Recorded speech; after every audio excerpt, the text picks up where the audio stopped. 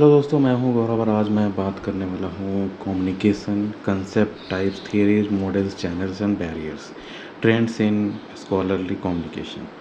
तो ये जो है सो यूजीसी नेट का जो है यूनिट 1 का टॉपिक है का यूजीसी नेट का यूनिट 1 का टॉपिक है। तो अब कम्युनिकेशन सबको पता है कि किसको कहते हैं कि आप कम्युनिकेट करते हो थ्रू लैंग्वेज लिटरेचर। आप अगर कोई डांस है आपका कम्युनिकेशन का मीडियम, तो बहुत तरह से हो सकता है कम्युनिकेशन करने। तो कंसेप्ट्स हो गया, टाइप्स थियरी जैसे पढ़ेंगे, मॉडल्स ऑफ कम्युनिकेशन पढ़ेंगे, चैनल्स पढ़ेंगे, कैसे चैनल्स के थ्रू कम्युनिकेशन होता है, कम्युनिकेशन के बीच में बैरियर्स क्या क्या आते हैं, और ट्रेंड्स। तो इंट्रोडक्शन करते हैं। Communication is a fundamental process in human interaction. तो ह्यूमन इंटरेक्शन का आप कम्युनिकेशन जान रहे हो कि कैसे कैसे हर जगह लैंग्वेजेज डेवलप किया, आप उसके बाद जो है आपका लिपि डेवलप हुआ, जैसे देवनागरी लिपि में हिंदी लिखी जाती है। तो ये सब, तो ये इंटरेक्शन का जो है एक फंडामेंटल प्रोसेस है कम्युनिकेशन। तो ये क्या इनेबल करता है? तो exchange of information, ideas, emotions, ये सब जो है कम्युनिकेशन के थ्रू एक्सचेंज होता है एक दूसरे से। Effective communication is crucial in various forms including education, business, health care, जैसे librarian information science. Librarian information science में आप जो भी है आपका इंफॉर्मेशन, उसको कैसे जो है लोगों तक डिसेमिनेट करते हो, तो ये सब कम्युनिकेशन में आता है। ठीक है जी। The document provides a detail overview of the concepts of communication, its types, theories, models, channels, barriers. तो चलो हम देखते हैं कॉन्सेप्ट ऑफ कम्युनिकेशन। कम्युनिकेशन है क्या? डेफिनेशन जो कहते हैं, communication is the process of transmitting information. एक इन्फॉर्मेशन आप कैसे ट्रांसमिट कर रहे हो, transmitting information and understanding from one person और place to another. It involves a sender जो कम्युनिकेशन भेज रहा है, अ मैसेज जो भेजा जा रहा है, अ मीडियम वो मैसेज जा कैसे रहा है, रिटर्न है या मतलब क्लाउड स्टोरेज टेक्नोलॉजी के तहत, या फिर आप फेसबुक पे भेज रहे हो, ट्विटर पे भेज रहे हो, कुछ जो है लेटर लिख के दे रहे हो कि आप तो कॉल कर रहे हो, वीडियो कॉल कर रहे हो, सारा कम्युनिकेशन। और एक रिसीवर जो आपका कम्युनिकेशन जिसको आप भेज रहे हो। तो इम्पोर्टेंस देख लेते हैं। फैसिलिटेट्स इंफॉर्मेशन डिसमिनेशन, समझ गए, इन्फॉर्मेशन दूसरे तक पहुंचाते हैं। प्रोमोट्स अंडरस्टैंडिंग एंड कोलैबोरेशन बढ़ाते हैं। Enhances learning and knowledge sharing इससे होता है। Essential for organisational functioning and personal relationship. कोई ऑर्गेनाइजेशन है तो उसमें आप कम्युनिकेशन, कोई भी आपका मेमो हुआ, कोई भी आपका नोटिस हुआ, तो ये सब एम्प्लॉई तक पहुंचाना है और करेक्ट एम्प्लॉई तक पहुंचाना है जो उसका है, और उसका करेक्ट टाइम पे आपको पहुंचाना है। ठीक है जी। अब देखते हैं types of communication. Types of communication में पहला आता है वर्बल कम्युनिकेशन, जो ओरली होता है, बोल के होता है। ओरल कम्युनिकेशन आ गया, includes face to face conversation हो गया, टेलीफोन कॉल्स हो गया, वीडियो कॉन्फ्रेंस एंड प्रेजेंटेशन, जैसा प्रेजेंटेशन अभी देख रहा हूँ। रिटन कम्युनिकेशन आ गया आपका वर्बल में, इनको मतलब ईमेल्स हो गया, लेटर्स हो गया, रिपोर्ट्स हो गया, आर्टिकल्स हो गया, बुक्स हो गया। अब देखो नॉन वर्बल क्या क्या होता है। नॉन वर्बल में जो आपका बोल के लिख के ना हो, जैसे मान लो कि जैसे बॉडी लैंग्वेज हो गया, जैसे जेस्चर हो गया। जेस्चर किसी को चुप रहने के लिए आप लाइब्रेरी में कह रहे हो, मुंह पे उंगली आप डाल के कोई है तो उसे कह रहे हो कि चुप रहने को, मान लो कि साइलेंट रहो, साइलेंट। तो ये जैसे जेस्चर्स हो गया, बॉडी लैंग्वेज हो गया। पैरा लैंग्वेज हो गया, जैसे टोन हो गया, पिच हो गया, कि आप गुस्सा कर रहे हो, किसी को दबा रहे हो कि नहीं चुप करो, ये सब जो होता है non verbal communication. Volume of voice हो गया, तेज़ आवाज़ में बोल रहे हो, अगर कोई क्लास में सब लोग हल्ला कर रहे हैं तो आप तेज़ कह रहे हो कि शांत हो जाइए नहीं तो बाहर कर दी जाएगी। तो ये सब जो है वॉल्यूम ऑफ वॉइस बढ़ा के, ये सब आपका पैरा लैंग्वेज कहते हैं इसको। और प्रॉक्सिमिक्स आता है, use of space and distance in communication. आप स्पेस मेंटेन कर रहे हैं, थोड़ा दूर रह के बात कर रहे हैं, सब प्रॉक्सिमिक्स आता है। अब हैप्टिक्स, यूज ऑफ टच। आप किसी को बोलते समय, जैसे मतलब फ्रेंच वगैरह का जैसे देखते होंगे कि उनका गला मिलने का तरीका अलग है, अमेरिकन का गला मिलने का तरीका अलग है। फिर देखोगे कि जैसे यूके हो गया तो वहाँ भी ऋषि सुनक का आपने वीडियो देखा होगा जो है दूसरे लीडर्स के साथ, तो वो सबका कहीं पे हाथ मिला के किया जा रहा है, कहीं पे हाथ जोड़ के नमस्ते किया जा रहा है। तो ये सब जो है हैप्टिक। तो अब क्रोनेमिक्स में आते हैं, use of time in communication, रुक के बोल रहे हैं, जल्दी जल्दी बोल रहे हैं, ये सब जो है। और विजुअल कम्युनिकेशन में विजुअल कम्युनिकेशन जो है जिसमें मल्टीमीडिया यूज हो रहा हो, जैसे यूज ऑफ इमेजेस हो गया, ग्राफिक्स हो गया, चार्ट्स हो गया, डायग्राम्स हो गया, और टू कॉन्वे इन्फॉर्मेशन। जैसे मान लो कि कहीं पे नॉर्मल आदमी को समझाना है कि कैसे कैसे इंडस्ट्री का ग्रोथ हो रहा है, तो उसको आप अगर डेटा ढेर सारा दे दो छाप के, तो वो मतलब उतना अच्छे से नहीं वो समझ पाएगा। और वही आप अगर ये चार्ट वगैरह बना के पहले इतना था फिर इतना होगा, इस मंथ में कम हो गया था कोविड के कारण, फिर जो है सो जैसे बाउंस बैक किया कंपनी और इंक्रीज हुआ, तो ये सब ग्राफ्स वगैरह के थ्रू हो गया, पाई चार्ट हो गया, ये सब जो है नॉन वर्बल कम्युनिकेशन हो गया। ये चीज़ें जो विजुअल कम्युनिकेशन में आ जाता है। अब डिजिटल कम्युनिकेशन में कम्युनिकेशन थ्रू डिजिटल प्लेटफॉर्म्स हो गया, such as social media, websites and messaging apps हो गया। अब देखो थियरीज ऑफ कम्युनिकेशन पे चलते हैं। तो अरिस्टोटल्स मॉडल ऑफ कम्युनिकेशन जो है 300 BC में, ये सब आप याद रखो कि क्योंकि कभी कभी क्रोनोलॉजी वाला क्वेश्चन पूछता है या फिर मैच द फॉलोइंग वगैरह पूछता है, तो वो सब में आप यूज कर सकते हो। तो अरिस्टोटल्स मॉडल ऑफ कम्युनिकेशन जो था 300 BC का है। Focuses on the speaker, message and audience, highlight the importance of persuasive communication, किसी को परसुएड कैसे करना है कि नहीं लेकर। अब देखो सैनन एंड वीवर मॉडल जो है describes communication as a linear process involving a sender, encoder, channel, decoder and receiver. तो ये जो है सैनन एंड वीवर का बहुत बार मॉडल पूछा जाता है, तो इसमें जो है आपको याद रखना है, ठीक है। अब introduce the concept of noise that can disrupt information. तो देखो नॉइज कोई ऐसा नहीं हुआ कि शोर ही हुआ। अब नॉइज में बहुत कंपोनेंट्स आ जाते हैं कि कोई भी जो है ना कम्युनिकेशन अगर डिसरप्ट हो रहा है, जैसे लैंग्वेज बैरियर्स वगैरह हो गया, फिर आपका जो है इसमें हार्डवेयर्स आ सकता है, फिर कोई आपका जैसे तो कोई भी जैसे बैरियर्स वगैरह हो गया, तो सब नॉइज में आता है, ठीक है जी। तो आप ये याद रखना सैनन एंड वीवर का मॉडल जो है जो लीनियर प्रोसेस है, ठीक है, जिसमें एक सेंडर होगा जो इन्फॉर्मेशन भेज रहा है, इनकोडर, जैसे मान लो कि आप जैसे व्हाट्सएप यूज करते हो तो उसमें इनकोडिंग होता है ना, इनक्रिप्शन वगैरह, तो वो जैसे इनकोड हुआ, फिर एक चैनल जो मतलब मीडियम हुआ, जैसे मान लो टेलीग्राम हुआ करता था, तो एक मीडियम के थ्रू भेजा गया, इंटरनेट हो गया, पोस्ट हो गया, वो हो गया, उसके बाद चैनल, और उसके बाद वहाँ पे डिकोड किया गया, उसके बाद रिसीवर के पास वो इन्फॉर्मेशन पहुँच गया। तो ये सैनन एंड वीवर का मॉडल आप याद करना, ये लीनियर प्रोसेस है, ये इंपॉर्टेंट है, ये लीनियर प्रोसेस है। अब ये जो है कंसेप्ट ऑफ नॉइज जो है वो सैनन एंड वीवर से जैसे मॉडल में फर्स्ट टाइम यूज किया गया था एक कंसेप्ट का, तो ये आप याद करना, ठीक है। अब बैरलोज SMCR मॉडल जो है emphasises 4 component, source, message, channel and receiver. तो सैनन एंड वीवर में क्या था कि इसमें जो इनकोडर हो गया और डिकोडर ये ऐड हो जाता है, और इसमें जो है जो बर्लोज मॉडल जो है इसमें सोर्स, मैसेज, चैनल और रिसीवर, इनकोडिंग और डिकोडिंग नहीं इसमें होता है, ठीक है जी। इसमें इनकोडिंग और डिकोडिंग ये जो है सो नहीं होता है बर्लोज SMCR मॉडल में। Highlight the importance of the communication skills, attitudes, knowledge and social system of sender and receiver. तो ये आप याद रख कर सकते हो। अब SRAMS मॉडल जो है introduces the concept of feedback and shared field of experience in between the sender and receiver. तो ये आप याद कर सकते हो। अगर मैच द फॉलोइंग में ये सब आता है कि कौन मॉडल में मेन इंपॉर्टेंट क्या है, तो मैं उतना ज़्यादा नहीं लिखा हूँ क्योंकि जो है उतना ज़्यादा अगर ये करने लगे तो बहुत मेसअप हो जाएगा। तो ये आप मैच द फॉलोइंग वगैरह के लिए याद कर सकते हो, और ये मैंने जो है मतलब ईयर लिख दिया है कि कौन किसके बाद आया, कैसे आया, ये सब आप पता कर सकते हो। तो introduce the concept of feedback and shared field of experience, तो ये आपका SRAMS मॉडल था। अब बर्नर्ड्स मॉडल ये जो है आपका ट्रांसजैक्शनल मॉडल जो है वो 1970s में आया था। तो views communication as a dynamic, continuous and reciprocal process.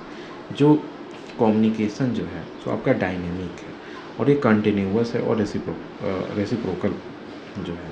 तो ये आप किसी को मैसेज भेज रहे हो मान लो कुछ कम्युनिकेशन के लिए, तो वहाँ से भी आपका रिप्लाई आया, तो ये सब जो है इस मॉडल में आता है। तो emphasise the role of context and the simultaneous sending and receiving of message, जैसे व्हाट्सएप वगैरह कह सकते हो, व्हाट्सएप हो गया, ईमेल हो गया, ये सब हो गया। तो अब जो है 4 मॉडल जो हम लोग पढ़े फिर से देख लेते हैं। अरिस्टोटल्स मॉडल ऑफ कम्युनिकेशन जो था ये सबसे पुराना है, इसमें केवल स्पीकर मैसेज और ऑडियंस बस। उस समय आप ऐसे याद कर सकते हो कि उस समय जो था आपका जो इंटरनेट वगैरह कुछ भी एग्जिस्ट नहीं करता था, व्हाट्सएप वगैरह कुछ भी। तो उसमें क्या होगा, एक आदमी बोलेगा स्पीकर, उसके बाद क्या बोलेगा वो मैसेज हो गया, और उसके बाद ऑडियंस जिसको बोल रहा है। ठीक है जी। तो अरिस्टोटल मॉडल आपको समझ में आ जाएगा, सिंपल हो गया। अब शैनन एंड वीवर मॉडल, ये मान लो कि ऐसे याद करो कि ये सबसे इम्पॉर्टेंट है। तो सबसे इम्पॉर्टेंट है, तो सबसे अच्छा मॉडल टाइप होगा जिसमें लीनियर है ये। जिसमें इसमें क्या क्या हो जाएगा, एक सेंडर होगा, इनकोडर होगा, तीसरा चैनल हो गया, चौथा डिकोडर हो गया, और पांचवा रिसीवर हो गया। और इसमें नॉइज बताया गया, मतलब इंट्रोड्यूस किया गया। तो शैनन एंड वीवर में का 5 कंपोनेंट्स होते हैं। इसमें याद रखो इनकोडर और डिकोडर रहता है एक्स्ट्रा। और बर्लोज एसएमसीआर मॉडल में इनकोडर और डिकोडर जो है हटा दिया गया। तो सोर्स हुआ, मैसेज हुआ, चैनल हुआ और रिसीवर हुआ। इसमें क्या था, देखो इसमें भी चैनल है, तो इसमें जो है आपका एक सोर्स नहीं, मतलब सोर्स इसमें एक एक्स्ट्रा जुड़ा है। ठीक है जी। और इसमें इनकोडिंग और डिकोडिंग वाला कंपोनेंट नहीं है, तो ये याद रखो। अब स्रैम्स मॉडल जो है, तो इसमें फीडबैक है जो कंसेप्ट का, कि आप जो भी कुछ कह रहे हो, अगर मान लो कि आप कोई प्रेजेंटेशन देते हो, तो आपका जो ऑडियंस होगा, तो ऑडियंस से जो है सबका फीडबैक ले सकते हो, उसी के अनुसार जो है आप अपना मतलब नेक्स्ट जो प्रेजेंटेशन वगैरह हुआ उसको और अच्छा बना सकते हो वगैरह वगैरह। तो वो स्रैम्स मॉडल में आता है। Introduce the concept of feedback and shared field of experience between sender and receiver. तो ये फीडबैक के साथ साथ जो है अपना भी जो है आपका जो भी वो क्या उससे मतलब समझे क्या किए, और भी जो है वो जब बता सकते हैं कि हमारा ये मानना है वगैरह वगैरह। तो वो टू वे कम्युनिकेशन आप कह सकते हो। Introduce the concept of feedback and shared field of experience. तो ये आप याद रखना स्रैम से। स्रैम से आप ऐसे याद कर सकते हो, स्रैम से एस से शेयर्ड। ठीक है जी। अब बर्नर्ड से ट्रांजैक्शनल मॉडल जो हो गया, इसमें आपको कैसे याद करना है कि डायनेमिक, कंटिन्यूअस एंड रेसिप्रोकल। इसमें ट्रांजैक्शनल मॉडल याद रखो। ट्रांजैक्शन कहीं भी होता है तो वो डायनेमिक हमेशा होते रहता है। ट्रांजैक्शन मान लो कि दो आदमी के बीच में, ठीक है, ए है बी है, तो दोनों के बीच में अगर ट्रांजैक्शन नॉलेज का हो रहा है तो वो ये कुछ बोलेगा फिर ये कुछ बोलेगा। तो इसमें जो है डायनेमिक होगा, कंटिन्यूअस और रेसिप्रोकल, मतलब ये ऐसा होगा। The role of context and simulation, sending and receiving of message. तो ये है, वरना ये 1970s में आता है। ट्रांजैक्शन से याद रखो आप, तो ईजी हो जाएगा सब चीज़ याद करना। ठीक है जी। अब मॉडल्स ऑफ कम्युनिकेशन में आते हैं। लीनियर मॉडल में है, जिसमें शैनन एंड वीवर का मॉडल जो हम लोग पढ़े थे, जिसमें 5 कंपोनेंट हुआ करता था, इनकोडर और डिकोडर वाला। तो वो लीनियर मॉडल हो गया, ये याद रखो। इंटरैक्टिव हुआ, जो टू वे प्रोसेस हुआ, जिसमें फीडबैक भी हुआ। एग्जाम्पल हो गया स्रैम्स, जिसमें फीडबैक हुआ करता था, स्रैम्स वाला। ठीक है। अब ट्रांजैक्शनल में simultaneous sending and receiving of messages हुआ, कंसीडरिंग कंटेक्स्ट, नॉइज एक्सेट्रा। तो ये लास्ट वाला हुआ करता था, ये याद हो गया। तो मॉडल्स ऑफ कम्युनिकेशन में लीनियर, इंटरैक्टिव और ट्रांजैक्शनल। अब जो है चैनल्स ऑफ कम्युनिकेशन में आते हैं, जिसमें फेस टू फेस हो गया, जिसमें डायरेक्टली मतलब आमने सामने बात हो रही है। तो इसमें क्या होगा, इसमें चैनल्स कैसे बात हो रही है। तो पहले फेस टू फेस हुआ, तो उसमें direct interaction with immediate feedback. आप कुछ भी बोल रहे हो मतलब सामने वाला भी कुछ बोला, reach in non verbal cues. ठीक है जी। अब रिटेन हो गया, परमानेंट रिकॉर्ड ऑफ कम्युनिकेशन। देखो रिटेन आप कुछ भी लिखोगे ना, तो आप ऐसे कोई इसका रूल नहीं है, लेकिन मैं ये बता रहा हूँ, कोई आप एप्लीकेशन किसी को लिख रहे हो, आप मान लो एप्लीकेशन, तो एप्लीकेशन बहुत सोच समझ के पॉइंट वाइज जो आपका इम्पोर्टेंट चीज़ है वो लिखते हो। आप इसलिए लिखते हो क्योंकि उसको आपको स्टोर भी करना रहता है, देना भी होता है फ्यूचर यूज के लिए, है ना। तो वो सब permanent record of communication mostly होता है। लैक्स इमीडिएट फीडबैक, क्योंकि इमीडिएट फीडबैक कुछ नहीं है। हो सकता है कि रिटर्न आपका एप्लीकेशन है उसको अप्रूव करके मतलब स्टोर कर दिया जाए कहीं पे, है ना। अब वो फिर डिजिटल आ गया, क्विक एंड एफिशिएंट, जिसमें मान लो कि ईमेल आ गया, तुरंत भेजे। व्हाट्सएप वगैरह का हो गया, मतलब 1 to 1 डायरेक्ट कम्युनिकेशन में ये सब आ गया आपका चैनल्स के थ्रू। फिर जैसे वीडियो कॉल हो गया, इंक्लूड्स ईमेल हो गया, social media and messaging apps जैसे ट्विटर वगैरह हो गया, ट्वीट किया उसके आप कमेंट में कुछ लिख सकते हो, तो ये सब मतलब डिजिटल में हो गया। अब टेलीफोनिक हो गया, allows for immediate verbal feedback, telephone आपने किया वो फीडबैक हो गया limited to non verbal cues, ठीक है जी। अब बैरियर्स ऑफ कम्युनिकेशन देखते हैं कि बैरियर्स इसमें क्या क्या है कम्युनिकेशन में। तो कम्युनिकेशन जैसे इंटरप्ट कहाँ पे हो रहा है ना, इंटरप्शन जहाँ पे कम्युनिकेशन का हो रहा है वो सारा बैरियर्स हो जाता है। तो जो पहला है फिजिकल बैरियर्स, तो इन्वायरमेंटल फैक्टर्स जैसे नॉइज हो गया, बहुत हल्ला हो रहा, डिस्टेंस बहुत दूर से आपको कोई चिल्ला के बोल रहा है, फिजिकल ऑब्स्ट्रक्शंस है, मान लो कि कोई मतलब किचन में है और कोई रूम में है तो सुनाई नहीं दे रहा है, तो वो फिजिकल बैरियर्स में आ गया।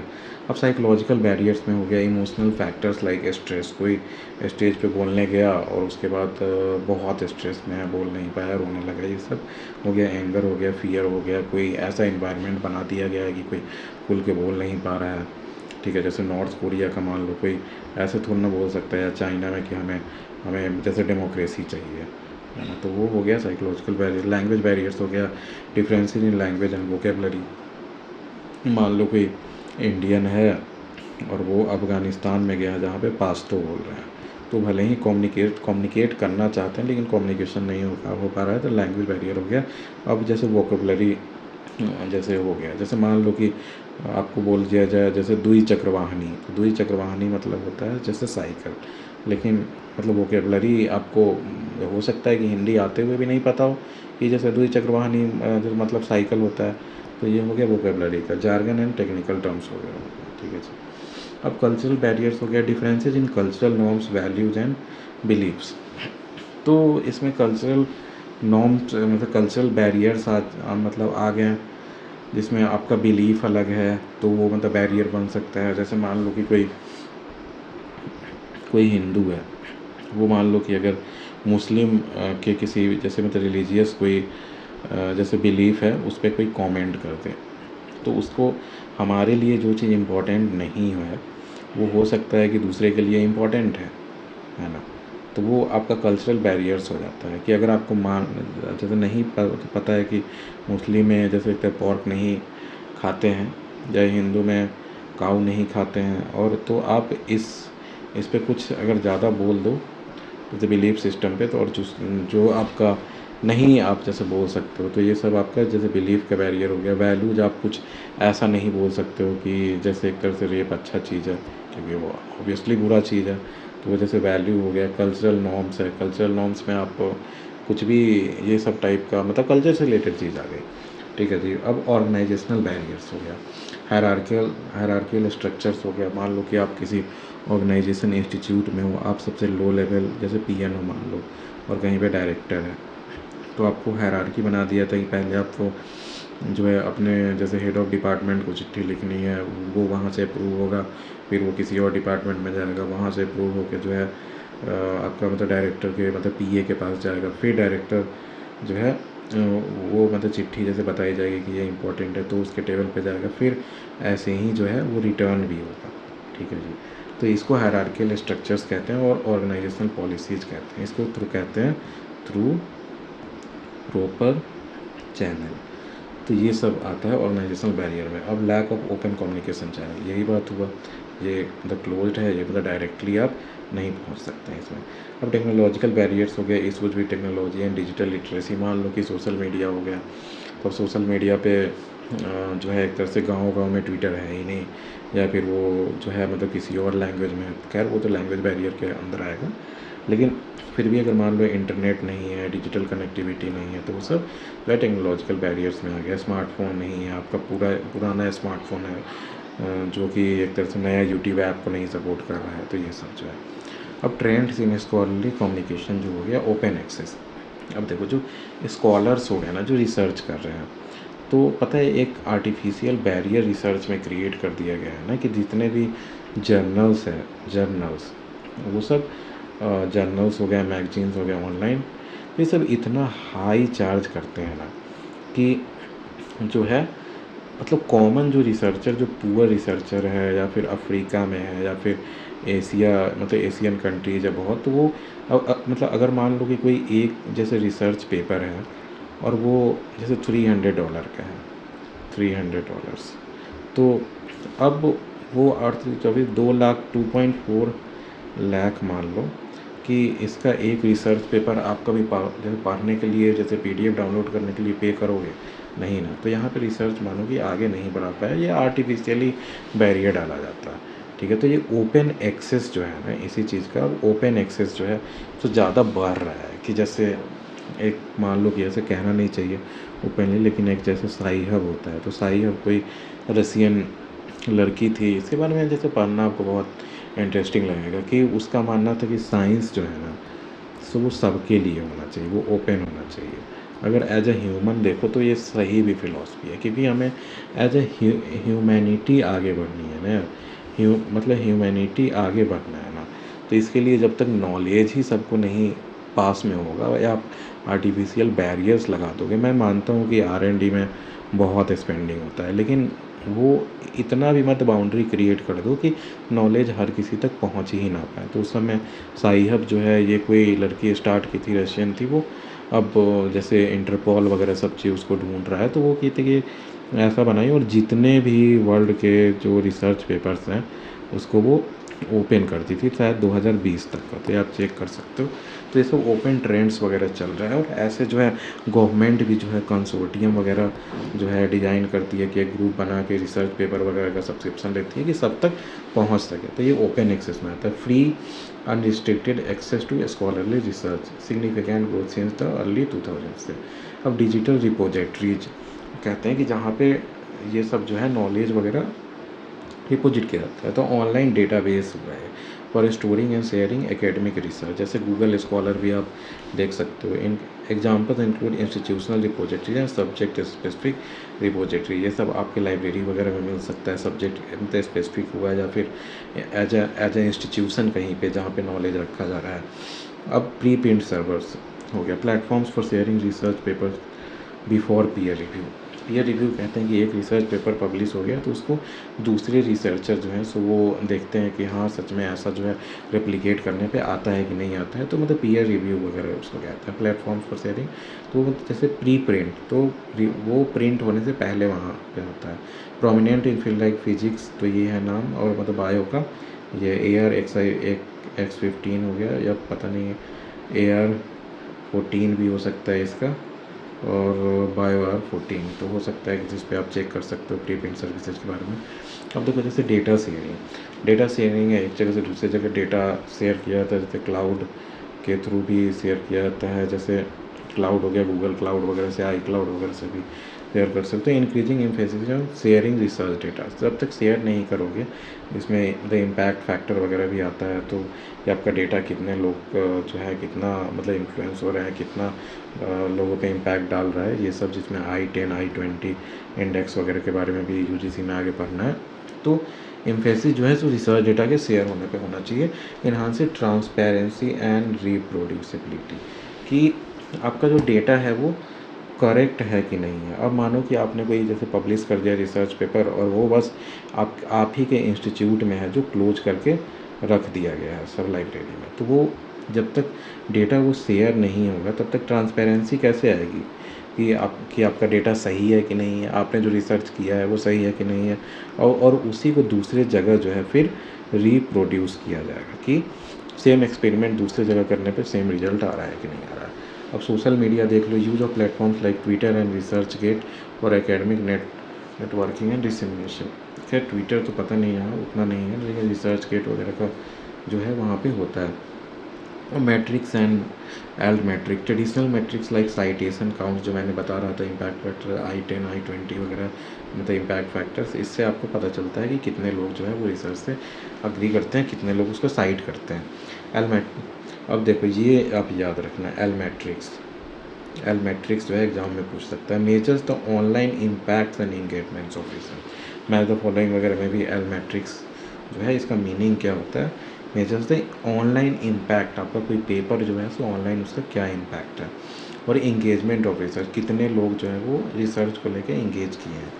अब collaborative research, growth in interdisciplinary and international collaboration facilitated by digital tools and platforms. मान लो कि ऐसा कोई प्लेटफॉर्म है, जैसे कितने जो है सो आईटी का प्लेटफॉर्म है जहाँ पे जो कोड है आप शेयर करते हैं कि ये वाला कोड जो है कोई जैसे मतलब प्रॉब्लम दे दिया गया, जैसे गिटहब वगैरह है ना, तो प्रॉब्लम दे दिया गया और उसके बाद जो है लोग अपना अपना सॉल्यूशन डाल रहे हैं। किसी का कोड गलत है तो उसे बता रहे हैं कि इससे जो है और अच्छा ऐसे बन सकता है। तो ये जो है जैसे ओपन सोर्स सॉफ्टवेयर का आपने सुना होगा, तो उस समय जो लोग अपना सजेस्ट करते हैं, तो पहले तो वो डिजिटल टूल्स और प्लेटफॉर्म ऐसा होना चाहिए तभी तो सजेस्ट करेंगे ना।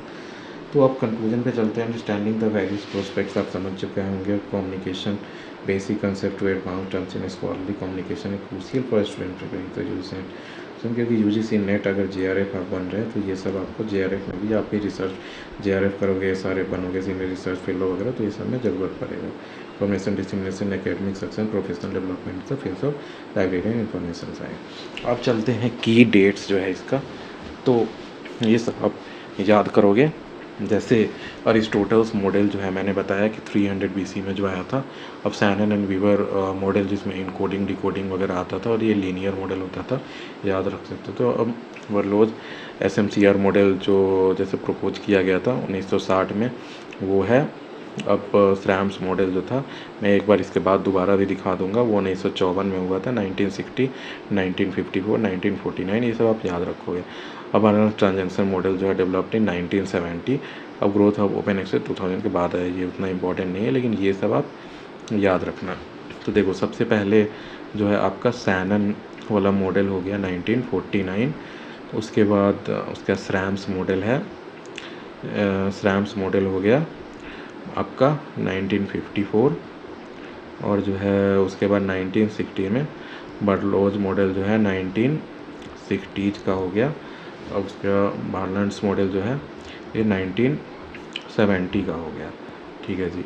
तो अब देखो इसको आप याद करते हो ऐसे कि सबसे पहले सैनन एंड वीवर जो इम्पोर्टेंट था, वो मान लो कि देश आज़ाद हुआ उसके 2 साल बाद आ गया। ठीक है। अब SCH से ही एक और मॉडल आता है। सैनन वाला पहले आप याद कर लो कि सबसे पहला वाला हो गया, लीनियर मॉडल था ये तब। ठीक है जी। 1949 में देश के आज़ाद होने के बाद। अब इसके बाद SCH वाला ही आता है, तो ये आपका हो जाएगा स्रैम्स मॉडल 1954 में, 5 साल बाद आ गया। ठीक है जी, 5 साल बाद, यहाँ से याद कर लो 5 साल बाद। SS वाला दोनों है। उसके बाद दोनों आता है, B वाला आता है। तो B वाला सबसे पहले हो गया बर्लोज SMCR मॉडल, ये वाला याद करना है 1960 में। और उसके बाद जो वियर्ड नेम जो है ये बार्लेंस ट्रांजैक्शनल मॉडल जो है लास्ट में याद कर लो कि ये वाला डिजिटल टाइप का था, जिसमें आपका जो है ट्रांजैक्शन इंट्रोड्यूस होगा, तो ये लास्ट में आता है। तो ऐसे आप चारों का याद कर सकते हो। तो चलो मैं जैसे पीछे एक बार और ये दिखा देता हूँ कि जो मॉडल जो था। ठीक है। तो अरिस्टोटल मॉडल तो कोई बात नहीं है, 300 BC में इसमें 3 जैसे कंपोनेंट्स हुआ करता था। अब देखो सैनन वीवर हो गया, तो इसका पता चल गया कम्युनिकेशन और नॉइज हुआ करता था 1949 में। और मान लो SMCR मॉडल में होता था 4 होता था, इसमें इनकोडिंग और डिकोडिंग नहीं होता था। ठीक है जी। तो ये आया था 1960 में। अभी ये जो था बार्लेंस ट्रांजैक्शन मॉडल जो है ये लास्ट में आया था, में डायनेमिक कंटिन्यूअस रेसिप्रोकल हुआ करता था। अब देखो simultaneous and receiving of message, तो ये ऐसे ऐसे याद कर सकते हो। तो ठीक है जी।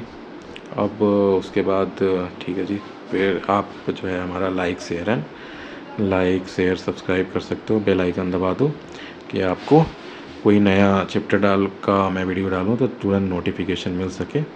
ठीक है जी, थैंक यू।